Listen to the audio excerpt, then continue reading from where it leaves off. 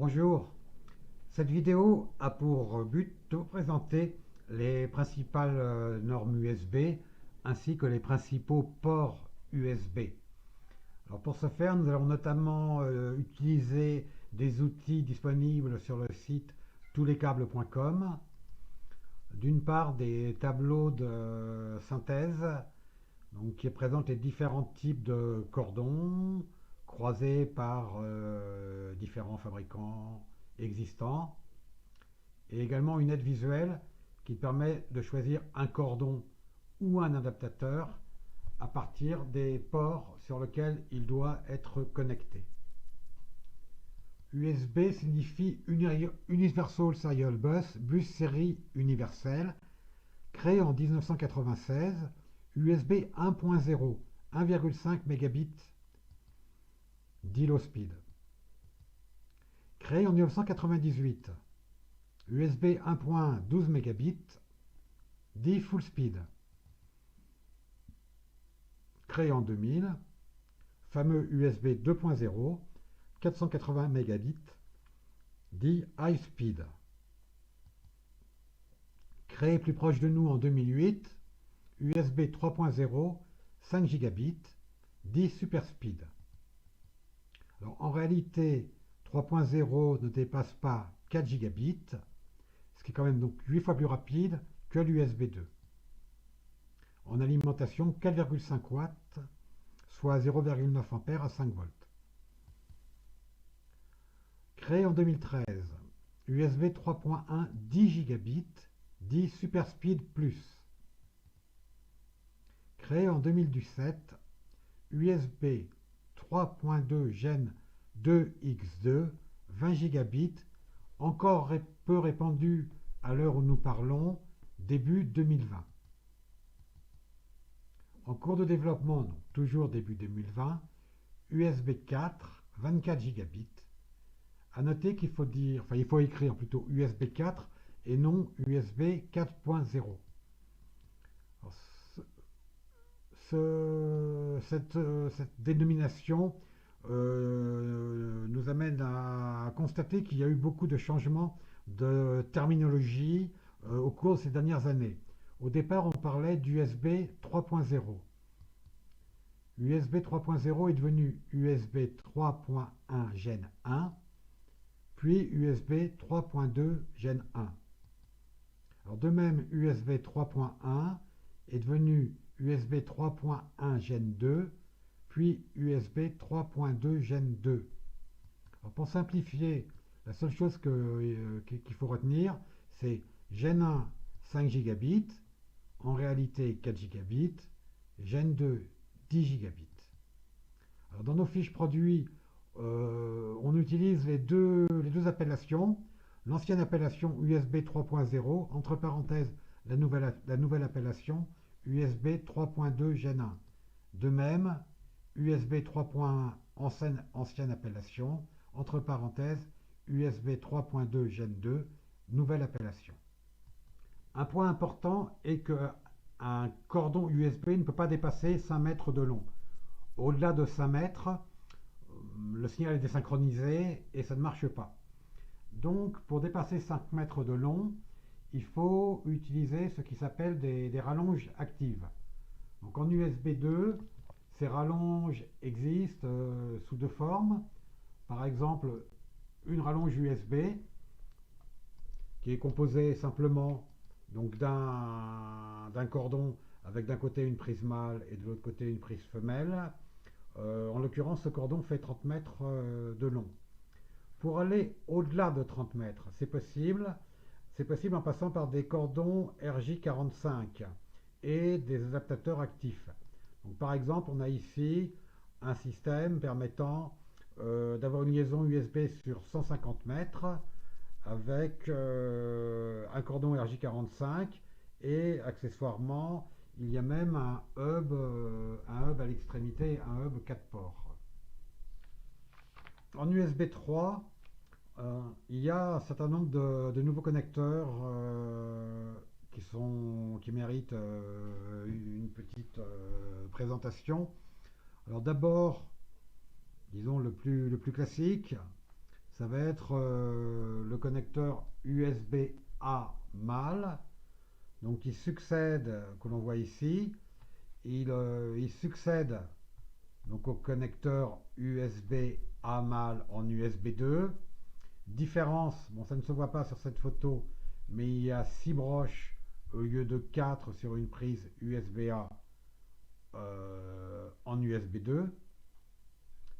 Par contre, la forme est la même. Alors ça signifie que si vous utilisez ce cordon pour brancher par exemple une imprimante en USB 3, bien, la forme du cordon USB-A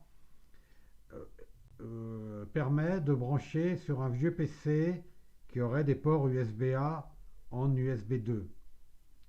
Réciproquement, si vous avez une vieille imprimante USB 2, donc avec à ce moment-là un cordon A, B, mais cette fois en USB 2, on va voir ça rapidement, donc un cordon AB en 2.0, prenons par exemple ce modèle, voilà. Donc vous pourrez le brancher donc sur un port USB 3A d'un PC récent. Le port en question étant signalé par une petite marque couleur bleue. Et vous pourrez utiliser votre vieille imprimante au débit de l'USB 2. Par contre, donc la prise USB-A, par sa forme unique, garantit ce qu'on peut appeler une rétrocompatibilité entre USB 3 et USB 2. Alors, par contre, au niveau des prises, côté périphérique, cette fois en USB 3, donc on a des prises micro A, micro B, mais elles sont de forme nouvelle et réellement différente. Voilà une prise micro A en USB 3. Donc on constate que c'est une sorte de prise double qui n'a absolument pas son équivalent en USB 2. Et également, voyons la prise micro B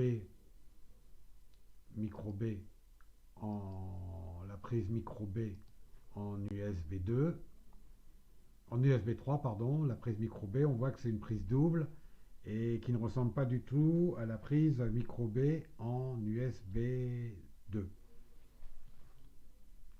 Donc un périphérique USB 3 doit être branché avec des cordons USB 3. Une nouvelle prise très intéressante en USB 3, c'est la prise USB-C, d'ailleurs que l'on voit ici. Donc cette prise, elle a 3 caractéristiques intéressantes. D'une part, elle est réversible, c'est-à-dire que vous pouvez la brancher dans un sens ou dans l'autre, contrairement à la prise USB-A, tout le monde le sait, qu'il faut brancher dans un sens précis, ce qui peut être assez énervant quand il faut brancher un cordon USB-A sur une prise derrière un bureau. Donc là c'est beaucoup plus facile parce que cette prise va se brancher dans un sens ou dans un autre. Ensuite, cette prise elle est petite, tellement petite qu'elle est très bien adaptée à des téléphones, à des tablettes ou à des portables extrêmement fins. Troisième caractéristique et non des moindres, cette prise comporte 26 contacts, 26 broches. On a vu que la prise USB-A en 3.0 comptait 6 broches. Donc là, on passe de 6 à 26 broches. Donc 26 broches, ça veut dire beaucoup plus de débit, beaucoup plus d'alimentation. Et comme il y a beaucoup plus de débit, la prise USB-C peut gérer un flux vidéo, ce dont les prises USB 2 étaient incapables. Donc voilà un exemple, par exemple, de câble USB-C vers HDMI qui permet par exemple de brancher sur une tablette un vidéoprojecteur en HDMI, même sur un téléphone. Donc la prise USB-C est une nouveauté extrêmement intéressante. Alors, il faut parler également d'une technique alors, qui est apparue il y a déjà un certain temps, en 2007, mais qui devient beaucoup plus, de plus en plus répandue, qui est la technique OTG. OTG, on the go, en anglais. Donc, OTG, alors le principe est assez simple, c'est que si vous prenez votre téléphone avec une prise donc USB-C, si votre téléphone est, est OTG, ça signifie que vous allez pouvoir brancher sur votre téléphone euh, via une prise USB-A, en l'occurrence en 3.0, sur cet adaptateur. Donc vous allez pouvoir brancher toute une série de périphériques USB. Ça peut être une clé USB, ça peut être une manette de jeu, ça peut être une imprimante, ça peut être une carte SD. Donc c'est très intéressant. Le grand intérêt, c'est évidemment, c'est de passer, donc de pouvoir brancher les périphériques sur des tablettes, sur des téléphones, sans passer par un ordinateur. Donc existe la version récente, si je puis dire, c'est la prise USB-C vers A femelle. Et un peu plus ancienne, on a des prises micro B. On va regarder par exemple cette prise-là. Donc pour un téléphone ou une tablette qui n'est pas encore en USB-C, qui est toujours en USB 2 micro B, donc voilà une prise micro B vers USB-A femelle. Alors pour terminer, on se rend bien compte que par la diversité des normes, par la diversité des prises, le, le USB est réellement le royaume des, des adaptateurs. Donc vous voyez, par exemple, là, sur touslescap.com, on ne trouve pas moins de 100 adaptateurs. Un outil très intéressant, ça va être l'aide visuelle qui va permettre de choisir un adaptateur ou un cordon d'ailleurs en fonction des ports sur lesquels vous le connectez. Enfin, il faut se connecter. Alors prenons par exemple, vous avez une prise USB-C femelle qui est celle de votre téléphone. Alors voilà toutes les prises qui peuvent communiquer avec une prise USB-C femelle. Par exemple, une prise DisplayPort pour brancher un écran DisplayPort. Voilà, donc là on a deux cordons, donc USB-C, deux cordons, donc USB-C vers DisplayPort pour brancher un écran DisplayPort. Alors, retournons à l'aide visuelle. Un autre exemple intéressant, c'est une prise jack femelle. Une prise jack femelle. Donc ici on a donc un adaptateur qui va permettre de brancher, donc mettons sur un téléphone, une paire d'enceintes stéréo via une prise jack. Dernier exemple, pour montrer la richesse de la prise USB-C, par exemple une vieille prise série DB25, vous avez un appareil série, et bien vous pourrez le brancher sur la prise USB-C. Donc cette présentation est terminée. Donc j'espère que vous en savez un petit peu plus sur les normes et les prises USB. Et je vous remercie de votre attention.